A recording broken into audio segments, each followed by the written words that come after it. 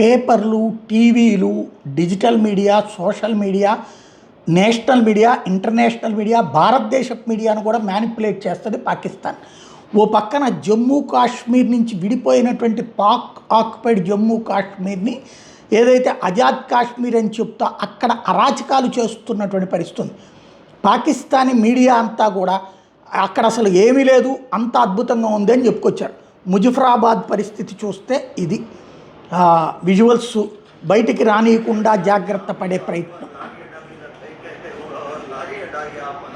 లోకల్గా ఉన్నటువంటి social media influencers ఇది బయట పెట్టారు.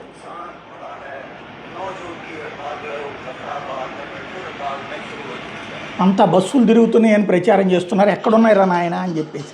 అదే సందర్భంలో ఘర్షణలు అయితే అనేక ప్రదేశాల్లో జరుగుతున్నాయి. బయటికి ఇదిగో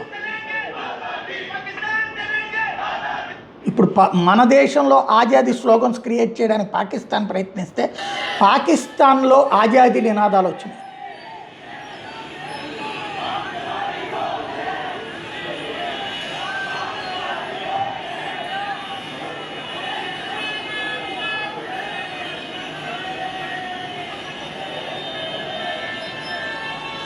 వీళ్ళందరూ రావల్కోట్కి పోతున్నారన్నమాట పెద్ద ఎత్తున ర్యాలీగా.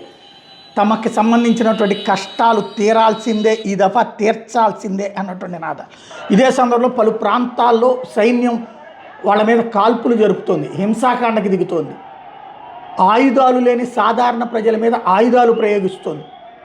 భారతదేశంలో ఎర్రకోట లాంటి ఇన్సిడెంట్స్లో కూడా ప్రభుత్వం ఎంత సంయమనంతో ఉంది మన సైన్యం అన్నది చూస్తాం. ఆ రోజున చివరికి కత్తులు తీసుకుని మన సైన్యం మీదకి వెళ్తే మన సైన్యాన్ని ఏమీ చేయొద్దని చెప్పింది ప్రభుత్వం. బట్ అక్కడ ఏం జరుగుతుందో అర్థం చేసుకోవాల్సి ఉంది.